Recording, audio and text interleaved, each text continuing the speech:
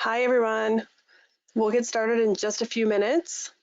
And in the meantime, we have 2 polls that we're running, so feel free to go ahead and click and answer these questions. Thanks.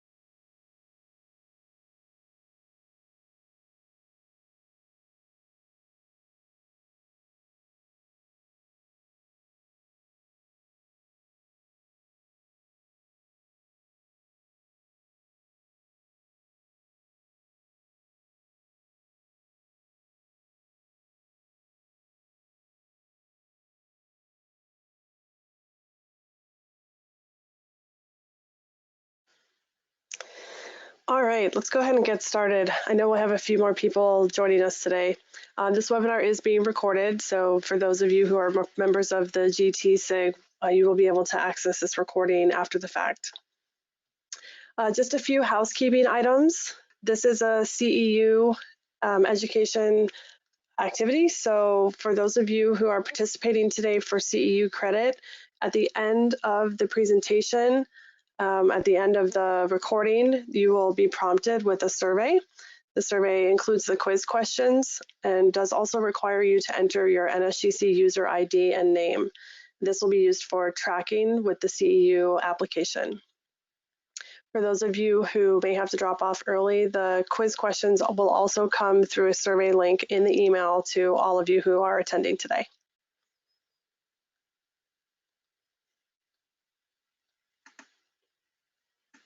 And just for everyone's understanding about the CEU, so the National Society of Genetic Counselors has authorized the NSGC Genomic Technology SIG to offer up to 0.3 CEUs or 3 Category 1 contact hours for this activity titled the Genomic Technology SIG 2019 Fall Webinar Series. This is the first of the 3 webinars in the series. The board, the American Board of Genetic Counseling, will accept the CEUs earned at this program for the purpose of genetic counselor certification and recertification. And just so everyone's aware, all of the surveys and information related to any CEU collection will need to be in to the SIG no later than December 8th. All right, and with that, let me introduce our speaker today.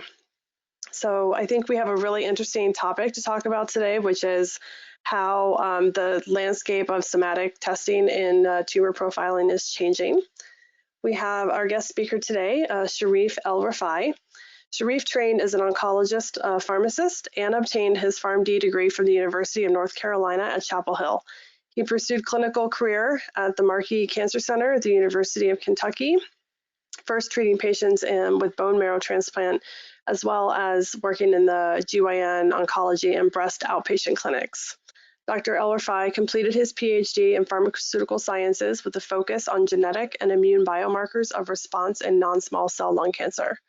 Dr. El-Rafai joined Tempus in December of 2017 and currently represents the medical affairs team for the East Coast.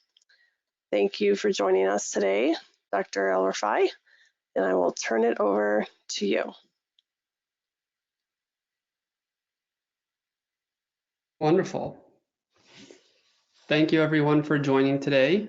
I'm very excited to be a part of this webinar series and present to some of the technology that we are currently using at Tempus, and more broadly, just talking about how real-world clinical and genomic data is being used to optimize precision medicine moving forward.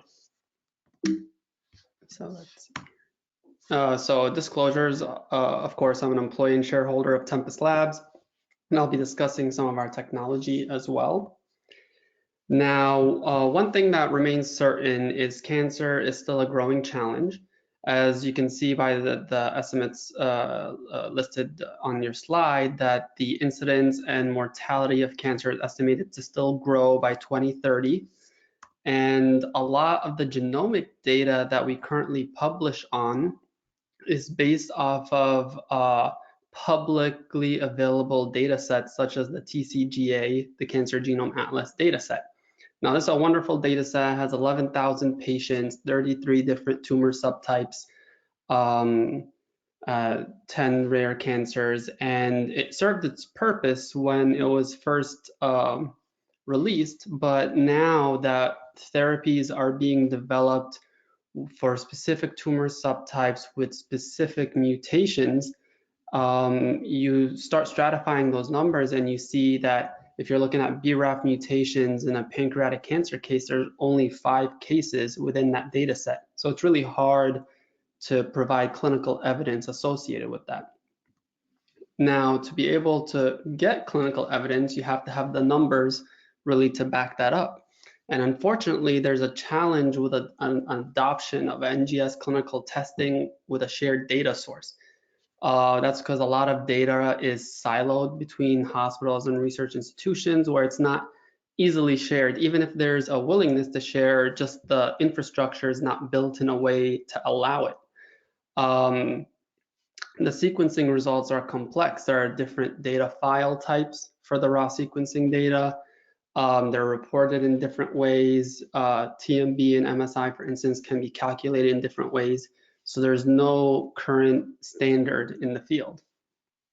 For a lot of institutions, patient outcome data is not really used when you're looking at testing. So they're NGS testing their patients, proceeding with treatment, but then the outcomes and the follow-up from there is not connected to the initial data set. The unstructured clinical data, that's all the data that is written in the progress notes in the EMR, where they're not really searchable in the EMR.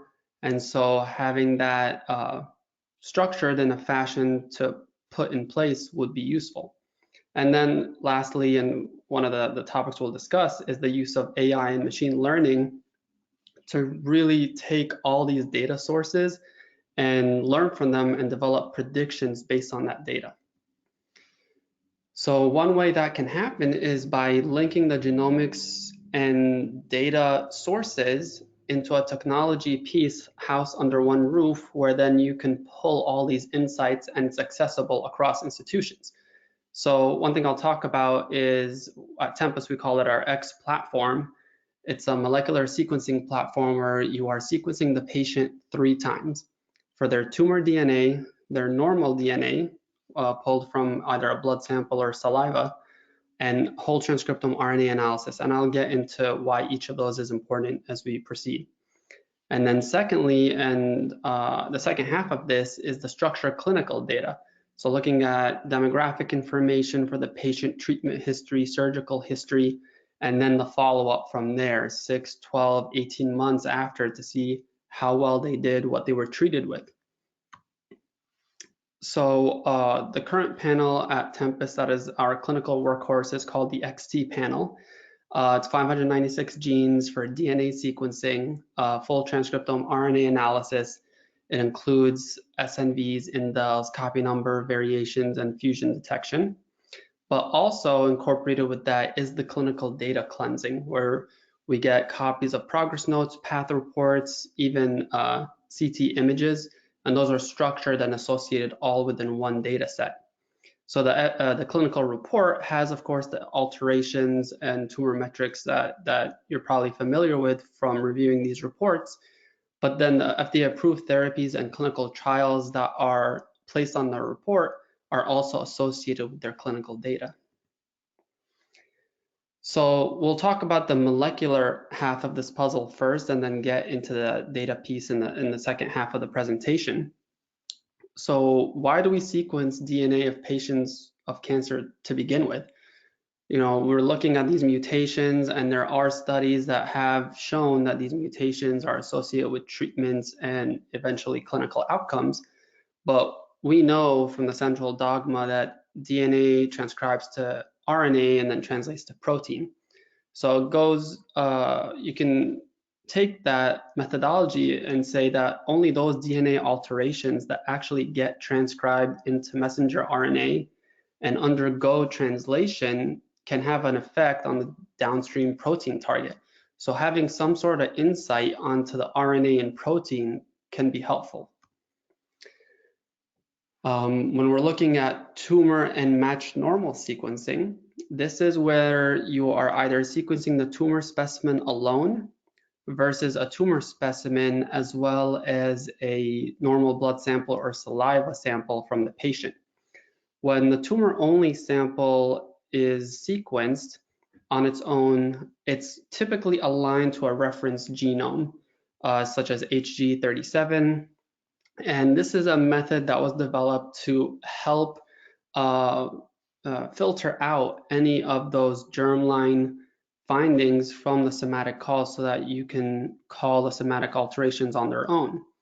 But the problem with those reference genomes is when they were initially developed, they were developed using a very non-diverse population of patients with similar backgrounds.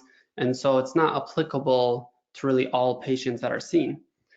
So an example that I listed here is if you're using tumor only and there's a BRCA1 variant that is identified on the clinical report, it could be listed as somatic because the reference genome didn't identify it. Whereas if you're comparing it to the patient's germline DNA and you note the BRCA1 variant there, you would not list the BRCA1 variant as a somatic finding. Here's another representation of that where you're looking at the alignment and the reference genome. You can see doesn't cover that yellow section, which would be the missing data piece from the personal germline DNA. Now, other features of why this is important, and this is from the literature, the reduction in the number of false positives. So you'll have these somatic calls that may be listed as somatic mutations, but they're actually germline VUSs that really aren't pathogenic or likely pathogenic, but they're still listed as somatic calls. So this can be up to 31% listed in some literature. Another feature is non-cancerous germline mutations such as those associated with CHIP, clonal hematopoiesis of indeterminate potential, can be mistaken for tumor somatic mutations as well. And so this is another way of filtering those out of the report. One thing that may not actually come to mind, but surprisingly does occur to a frankly surprising degree, is provenance errors. That is when the tumor specimen that is sent to the lab isn't actually from the patient that the test is being requested for. This happens because sometimes patients have biopsies and the specimen is stored in some custodian lab somewhere, and then they go see an oncologist in another institution and they request the specimen, and then some error occurs and the specimen sent is incorrect. But when you have the normal sample, the blood sample or saliva sample collected from the patient, and you sequence that, you can conduct thumbprinting, where you can associate that germline DNA to the tumor DNA, and the baseline germline DNA should match what's present in the tumor specimen because there are normal cells in the tumor specimen as well. And this is a way of ensuring that the tumor specimen does belong to that patient. Lastly, there's more accurate reporting of tumor metrics such as TMB and MSI. For TMB, because you are isolating the tumor somatic mutations, you can really get a better sense of what is the mutational burden associated with the tumor's mutations itself, and not including those that are coming from germline mutations. So when you do tumor normal matching, TMB actually tends to run a little lower than it would if you were to do tumor only testing. Now, because you're coming across the normal DNA, of course, you are identifying incidental germline findings as well. And these are the ones that we currently report on that all have some cancer predisposition as identified by the ACMG. And we report on them as pathogenic or likely pathogenic based on their recommendations. But what I always share as well is, and with any company that might be doing tumor normal matching, is those panels are designed with the mission of ensuring the somatic alterations are correct, and not designed for the purpose of identifying the germline findings.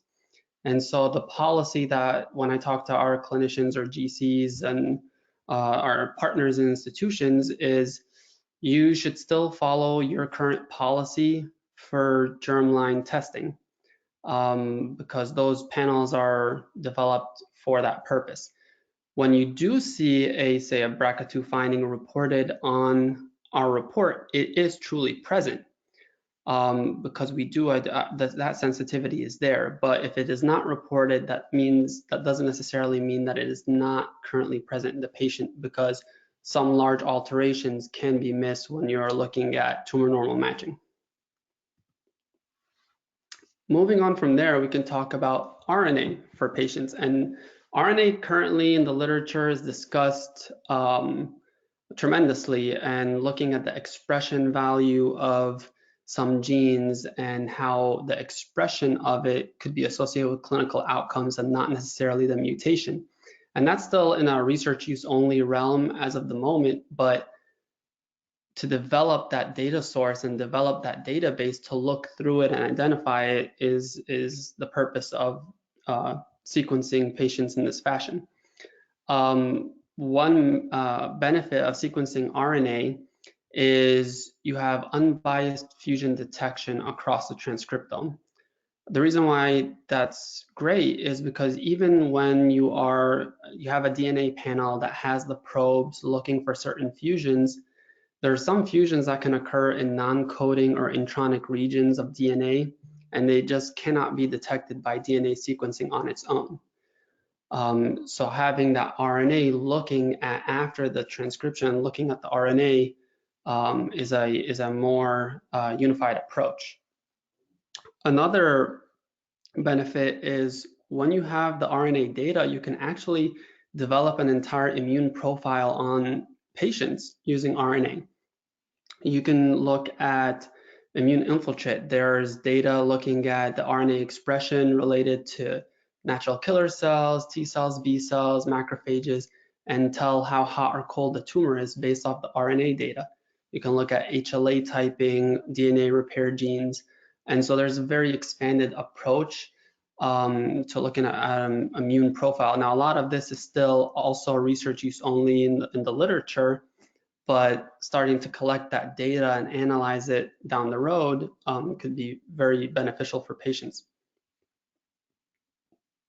And then lastly, of course, as I mentioned earlier, looking at the expression of the variants itself is important. There's literature, I put an example here in a study of 621 patients with 30 different cancer subtypes. 15% of the somatic SNVs and 9% of germline SNVs detected were not even expressed in RNA. And so having to look at that and associate the DNA and RNA results and what that means for outcomes is important down the road as well. Now that is the molecular piece. Now looking at the clinical data structuring and how that can marriage with the molecular information can evolve precision medicine is where I'll go from here. So these are clinical data metrics that we currently assess for every patient. It's things you would guess, of course, diagnosis, cancer site, TNM stage, of course, dates of the lesion and recurrence, demographic information, treatment history, and not only for targeted therapies, but looking at chemo, surgical history, radiotherapy, outcomes data. So looking at not only progress notes for what physicians are indicating for patients if they're progressing or resisting treatment, or looking at RECIST criteria as well. If you are getting the CT scans for these patients, you can actually have clinical trial grade RECIST criteria data associated with the molecular findings.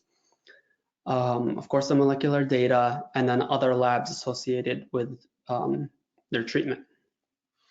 Now, once you have a lot of this data within a database, you can develop tools to not only, of course, look at the clinical report, of course, but help place the context or help place the patient in the context of real-world evidence for other similar patients. So we provide a clinical reporting decision support tool. This is the clinical report as many labs supply. But then there's a clinical trials decision support tool, because if you have a tool like this, you can not only match patients based on the tumor subtype and mutations, but if you have inclusion-exclusion criteria associated with those studies and you have the clinical data, you can match patients at a higher fidelity.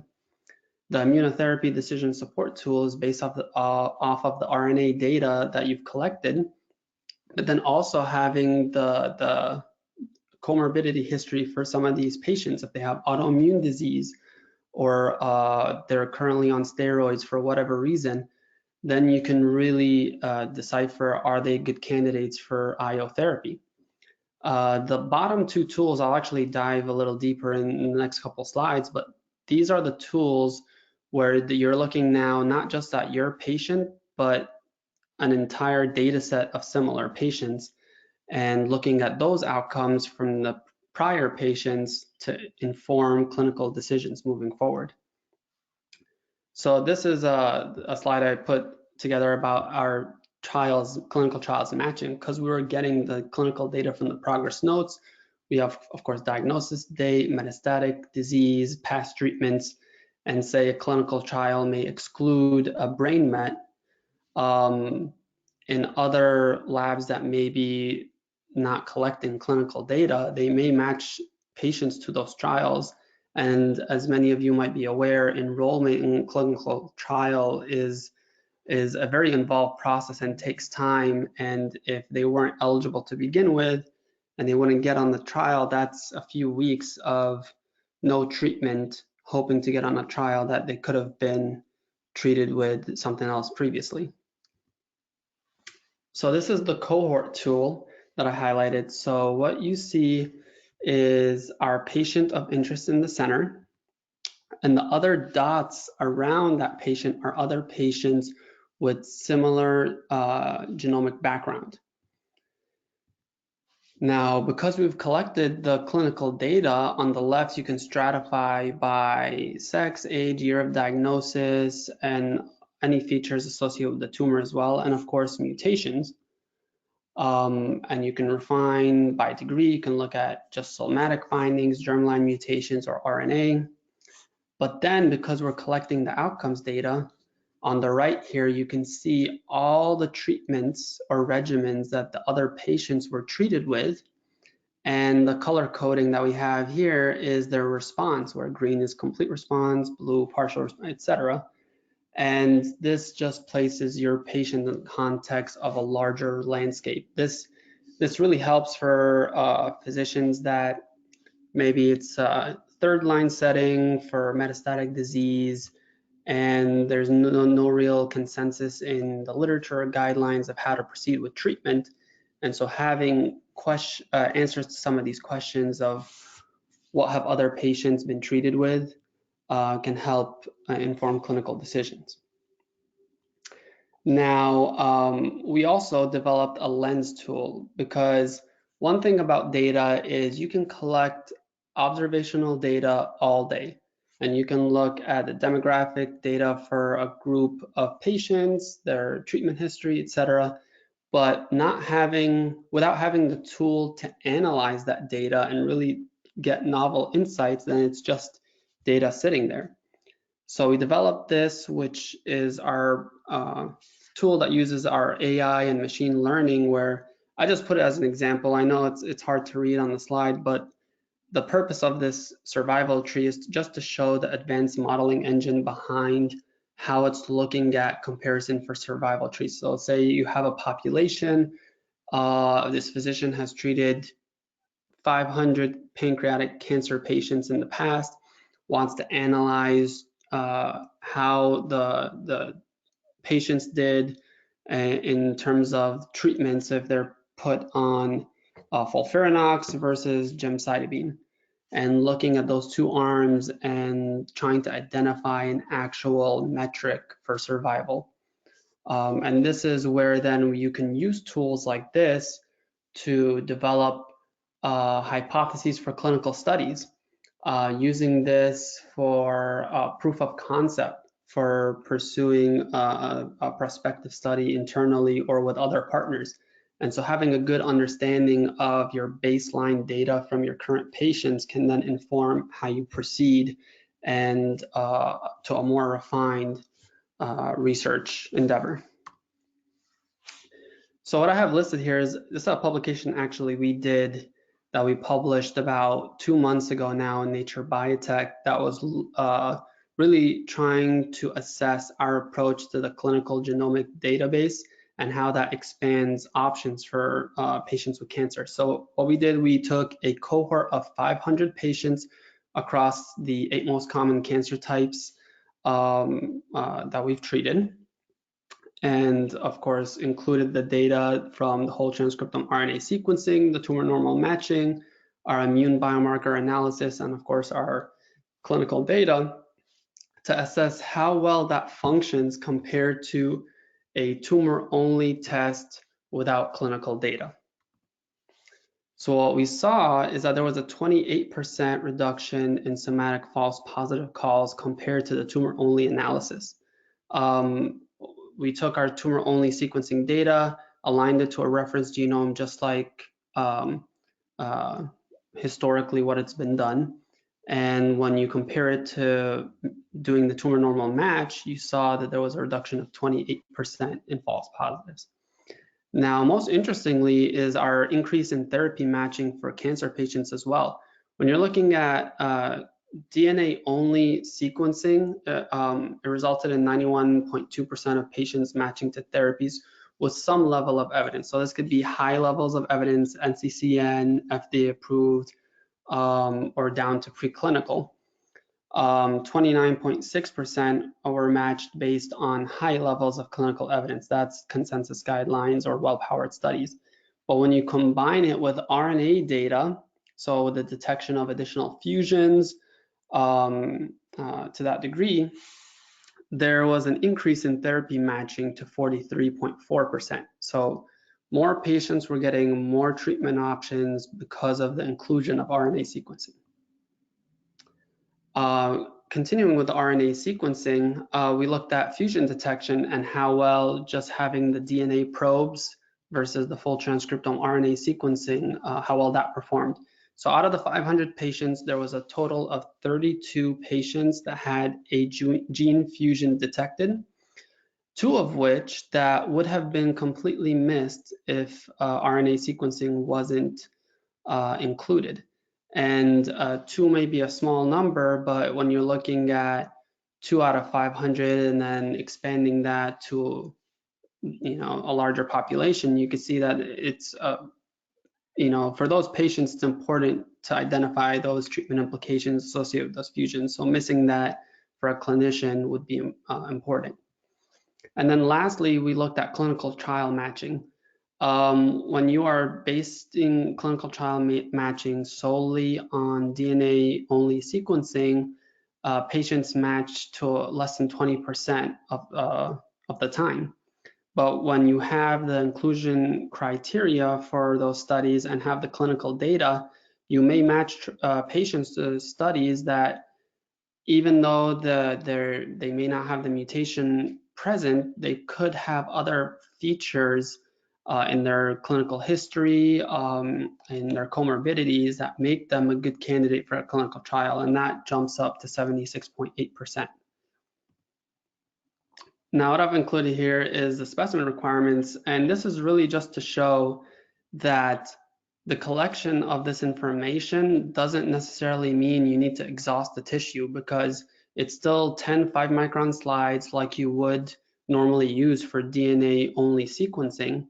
But in the lab, we've developed a method to co-extract DNA and RNA and move it through the pipeline in the same time frame, so it doesn't take longer and you're getting more data.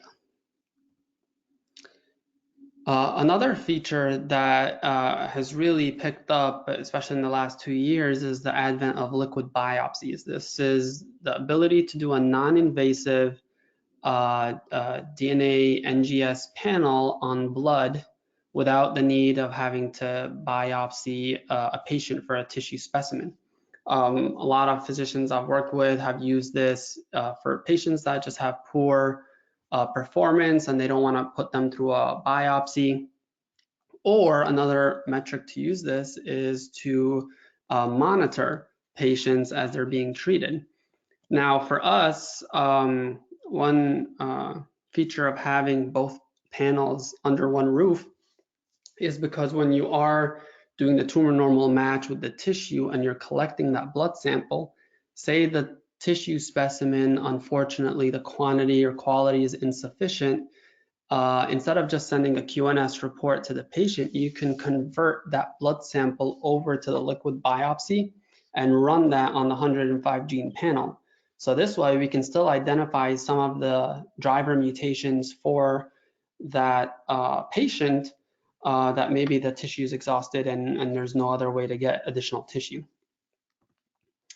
Now, I put this slide together as well as longitudinal monitoring of genomic changes. One thing that is really oversought, especially in precision medicine today, is the ability of the tumor to change genomically over time spontaneously or due to treatment.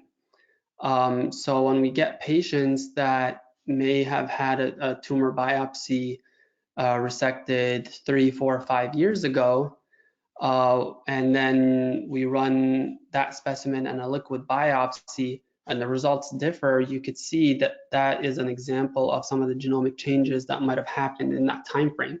Here I put up an example of non-small cell lung cancer where we're looking at EGFR, L858R mutation variants, and maybe a patient then proceeds with EGFR inhibitor treatment, and over the next couple months everything's fine, but then they start not responding to treatment. And then the liquid biopsy can be used at that time to really assess what happened, and you could see that the EGFR mutation turned into a T790M, which is a resistance mutation, and that can help explain why the treatment didn't proceed.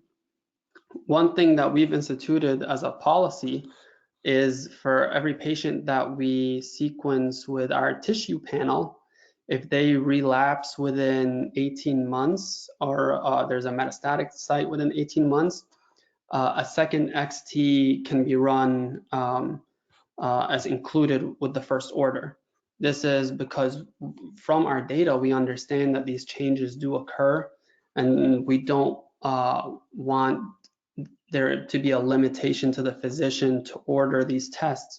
And so having this second option where they can get a fresh biopsy if the patient can tolerate it and proceed from there, then they can note these changes and proceed with more up-to-date information when they're deciding on treatment. So where is this all going, and how can this be useful today? So there are actually recent examples from ASCO this past year of how real-world evidence and clinical genomics data set have been actually used for approvals and novel insights. One example is the approval of Palbo in male breast cancer. Pfizer just, they've had this drug out in the market for a long time, and clinicians, although it didn't have an FDA approval for male breast cancer, clinicians would use it for those patients. And as they collected that information, of course, as well as the molecular data that identified that they were a suitable patient for that treatment, they were able to submit this to the FDA and got an additional approval for male breast cancer. One of the abstracts also that interested me this past ASCO was for non-small cell lung cancer patients with autoimmune disease. When Keytruda, the immune checkpoint inhibitor, was approved in non-small cell lung cancer, the trials that took place, the phase 3 studies, excluded patients with autoimmune disease. This is, of course, because the thought process was, if you're going to essentially reignite the immune system, if a patient has an autoimmune disease, that they may flare up, and then they can have additional problems. But what we see from this data that was collected from real-world evidence as clinicians proceeded to treat patients, although they had autoimmune disease, is that there was no difference in outcomes. So in the past, when clinicians were fearful of proceeding with treatment for those patients, real-world evidence was used to show that the outcomes were very similar and you could proceed with that treatment. Now, where we hope to go with this is that these novel insights aren't just published in literature or presented in conferences, but they're actually rolled back into the clinical reports to aid future patients. One of the examples I always use when I'm traveling is, if we are getting a stack of 500 reports for 500 patients, the next 500 patients should benefit from the amount of work that was put into the first 500. And so that's the goal, is getting that data, learning from it, and putting it together so that it always evolves. And that's all I have for today. I'm happy to answer any questions about the platform or any of the actual science behind our panel. And thank you again for having me today. Thank you, Dr. El-Rafie. We do have a couple questions, if you wouldn't mind taking some time to answer them. And if anyone is on the line and has questions, you can either enter them in the chat field or you can enter them in the questions field in the GoToWebinar window. So a couple questions came up. So one earlier on, so can you speak to, with the RNA portion of the testing, can you speak to how payers are reimbursing for that, or should patients expect to pay out of pocket for that? Yeah, so for RNA sequencing, it is actually not being reimbursed right now. And the way that we currently as a company function is we don't even submit to reinsurance for the RNA sequencing. We just include that as part of the panel. When it comes to the cost for these panels, I can't speak to other companies, but for us, we have put it to the point where it is the most aggressively beneficial financial assistance program for patients, where 97% of patients pay $100 or less. And that is for everything. That is for the DNA, RNA, tumor normal matching, clinical data structuring, all the clinical tools. Because for us, the business model is set up not for the purpose of getting as many tests out of the door, but for growing this data set, to get this data set to a point where we can start to learn from it. That's great. That's a great program for patients. Another question that came up, how long ago is too long to use a formula fixed tumor sample? Yes. So we actually did an internal inquiry of our samples, so it's a very timely question actually. Um, we saw that samples that were older than 6 years started to have degradation to DNA and RNA that you could not get enough to really run through the pipeline. And just for reference, our minimum amount of DNA that we would need to really go through this is 50 nanograms. And of course, at that point, you probably have low coverage of some of those genes, but you would still be able to, at the very least, pull some of the driver mutations for those patients. So I hope that answered the question. So 6 years for quality assurance, but as you were just talking about how frequently mutations are occurring in a progressing cancer. Mhm. Um, if a patient had cancer, say 5 years ago, and then now they come in with what looks like a new primary or new diagnosis, is there value in comparing that older sample with the newer sample? I would argue so, because it's still novel science. The literature isn't necessarily there to talk about when the changes occur and how often you would need to test. But one thing that is agreed upon is changes do occur.